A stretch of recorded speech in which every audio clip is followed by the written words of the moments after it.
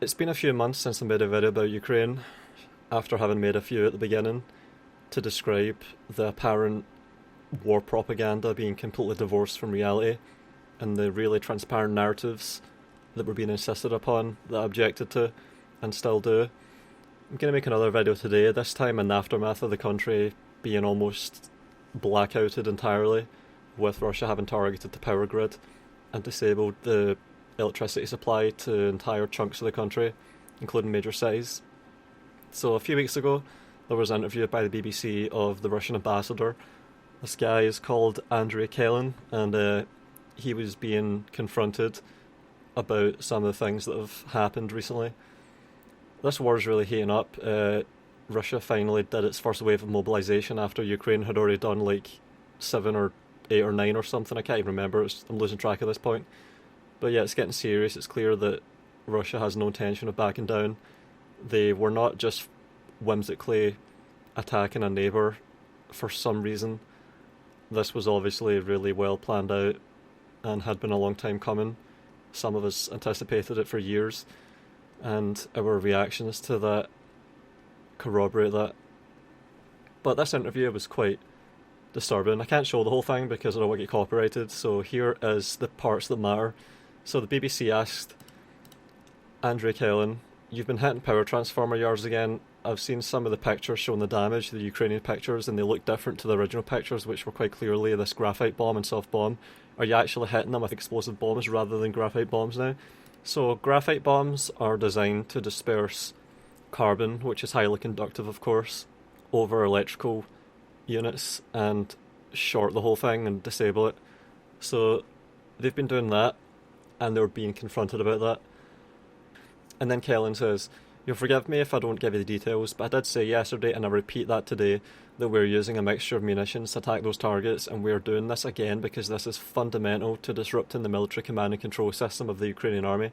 It also obliges Zelensky or the government, the army, to try to identify backup systems. It puts pressure on them in terms of the priorities they give to the use of their fuel, which is of course in short supply all over Ukraine at the moment. Whether they want to use the fuel for those backup systems either for civilian purposes or for military purposes, but most of the civilian installations, such as hospitals, obviously have backup electrical transformer systems. So this is quite disturbing. It seems quite callous. They are now involving the civilian population of Ukraine, something that they've been reluctant to do up until now. They've lasted most of a year without doing this, and they obviously had the capacity to do this, so this is getting really serious now. And then from later on, "I'm sorry, Andrew, but if you say that the army has a lot of backup generators, why are you depriving 70% of the country of not only electricity but also water supply? If he has so much backup electricity that he can use because you say you're only targeting military targets?" And then he responds, "Yes, I'm afraid electricity also drives command and control systems. If President Zelensky really wants all of his population to have water and electricity, all he has to do is accept Russia's 5 conditions and we will stop this campaign." So he's saying that if they want to give their civilians the basic necessities of life, they have to give in and accept what Russia wants.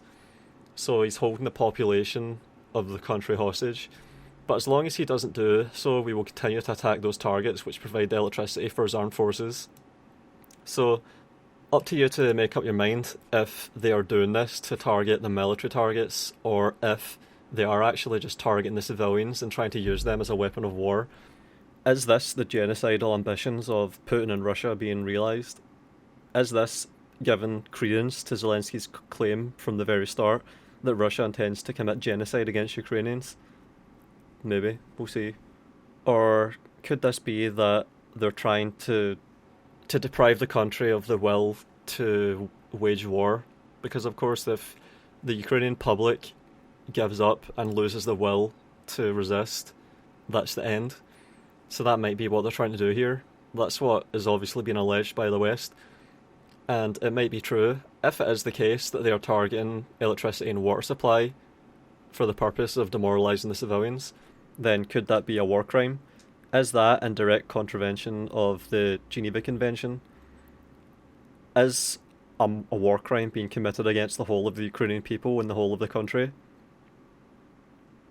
Could be.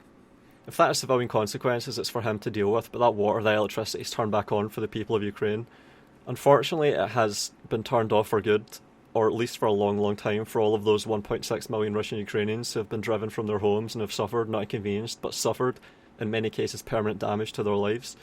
And he's talking about the Russian Ukrainians in the country, of course. Now, that may not be a distinction that everybody likes, but for me, that distinction is fundamental.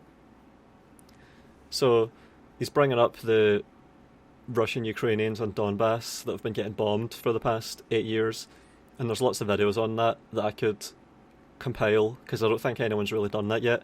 There's so many really shocking testimonies recorded on camera in situ that show Russian Ukrainian civilians lamenting the death of relatives or the destruction of their houses, and it's really heartbreaking stuff, and there's so many of them. I could compile them, but as it stands, the whole of Ukraine, or most of it at this point, seems to be suffering a lot. That's presumably been dwarfed by now, those past 8 years of suffering of the Russian Ukrainians in Donbass, by the current suffering of the whole of Ukraine. So it's really tragic. And then another question, because the obvious Russian response is that they're going to say Russia said it doesn't target civilians, but this is in effect targeting civilians. And then he responds, we target anything that in our view will add to the worries of the Ukrainian army and disrupt their operations. So that seems like they're saying there that they will do anything at any cost to disrupt the Ukrainian military, even if that means that the civilians suffer horribly and die. Isn't that miserable? Because they could freeze to death at this point. People in the UK are going to be freezing to death. They do that even in winters that aren't that bad because we have a Tory government. But in a winter that seems to be quite cold, as this one is, and with all of the sanctions that Europe's done to itself, there's going to be a lot of people freezing to death that aren't even in the trenches in Ukraine, but are just on the streets of the UK. So far, it seems like this statement is saying that they're not deliberately targeting civilian infrastructure for the purposes of causing the suffering of civilians, because that would be an actual war crime. They're just targeting it for the primary consequence of the military effect that it has. So you could interpret this as being really weaselly. They're not committing a war crime on purpose, they're just doing it as a consequence, maybe. But as I say, the important civilian facilities have backup transformer systems, and I think that is demonstrated by the fact that these essential facilities continue to operate. I don't think anybody disputes that, even if the lights go out in terms of street lights and traffic lights for certain periods. But again, this forces Kiev to spend a lot of time, a lot of effort to use its backup systems. It disrupts the command and control, and again, anything that we can do to hasten the end of this conflict by convincing Zelensky that his military machine is being degraded is something that we are going to continue to do. So, this is really worrying. It's getting really serious now, and they're really callous about this. There's going to be a lot of suffering for the civilian population of Ukraine, it seems like, over this winter. And is it going to work? Is the whole of Ukraine going to just buckle under the miserable weight of the cold and the dark? What do you think about this? And what do you think about how the Russians seem to be willing to just forgo the well-being of the civilian population of Ukraine, who of course they alleged all along were just their brothers, their Slavic Russian brothers, who they always saw as being like brothers or brotherly people to themselves? Doesn't this sort of undermine that the Russians have always seen the Ukrainians, especially the Russian Ukrainians, which are spread out all over the country but are concentrated in the east, as being brothers, if they're willing to just deprive them of the necessities of life, especially in a winter this cold, in a wartime situation, a dark, cold, war-torn country? They're definitely going to see the Russians as their enemies if they're doing that. Are they going to believe that they're just trying to disable the military if they're going to just deny electricity to entire chunks of the country? What do you think? And also, what do you think about the fact that none of this was actually said by Andrei Kelin? This was said by Jamie Shea in 1999 when NATO bombed Yugoslavia. I just took out parts and edited in Andrei Kelin when it was actually Jamie Shea that said it. I just substituted a few words to make this apply to Ukraine in 2022 instead of Serbia in 1999. I'll put this in the description, you can look at it. Just thought I'd put this into perspective. None of this was said by Russia. This was all said by NATO in 1999. Thankfully, Russia hasn't said anything as callous and disturbing as this that I'm aware of so far, thankfully. Yep, so none of this was said by Russia.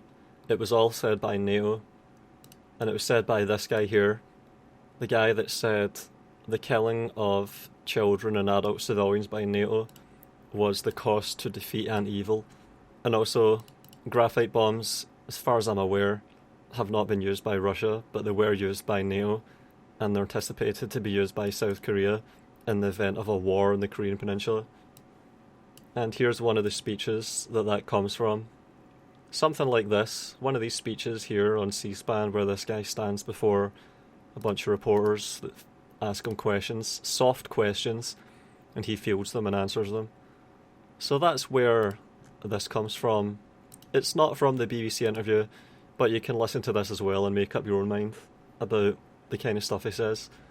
It helps to do that when you actually have historical context and see what's actually going on. It's remarkable to me that in both of these conflicts, the war in Yugoslavia and the war in Donbass, the only side that's been consistently against the bombing of civilians has been Russia, and the only side that has been in favour of the bombing of civilians, even providing the weapons to do it, has been NATO. Remarkable.